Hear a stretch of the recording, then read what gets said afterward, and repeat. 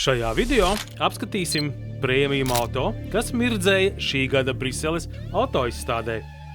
Pirmajā video vērojām pirmizrādes, otrajā ekstrēms hiperauto, bet tagad kārta luksusam, tehnoloģijām un sportiskumam. Šo video veidoju kopā ar Compensa apdrošināšanu. Ja meklē mieru ikdienas gaitām, Compensa e-veikalā, Kasko un Otsta polises var iegādāties ātri un ērti. Turpinām ar prēmijuma modeļiem. BMW i5. Tas ir pilnībā elektrisks 5. sērijas modelis, svarīgs solis vienam no pasaules nozīmīgākajiem biznesa sedaniem – Mercedes AMG GT Coupé.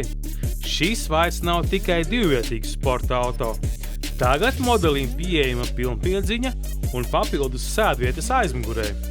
Mercedes AMG CLE 53, 3 litru 6 cilindru motors, novieto šo auto tieši pa vidu starp ikdienas eleganci un AMG jaudu. Audi e-tron GT izmanto 800 voltu tehnoloģiju. Tā nodrošina gan zipsnīgu uzlādi, gan augstu veiktspēju. Mercedes Maybach SL 680. Tas ir divvietīgs luksusa kabriolets. Maybach zīmolam šis ir neierasts un īpašs formāts.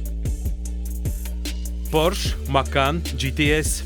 Elektriskajā paudzē tas saglabā sporta, pneimopiekari un GTS specifisko raksturu.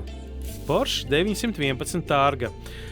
Tā vizītkārte ir unikālais jumta mehānisms, kas atveras 19 sekundēs. Savukārt tārga nosaukums dzīvo jau 60 gadus. Maserati Grecale.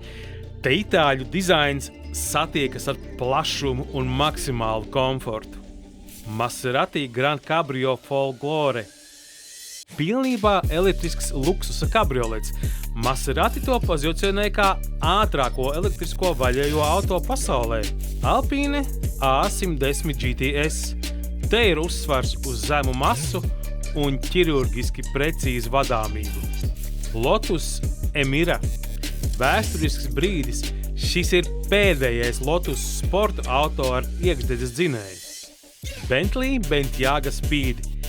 Pati jaudīgākā un prestižākā Bentayga versija. Renault 5 Turbo 3E. Moderns skatījums uz klasiku. Renault to sauc par elektriski mini superkāru. Kā redzat, auto pasaule šobrīd ir ārkārtīgi daudzveidīga. No klusiem elektroauto līdz jaudīgiem luksusa SUV. Bet mani interesē viens. Kurš no šiem auto visvairāk patika tev?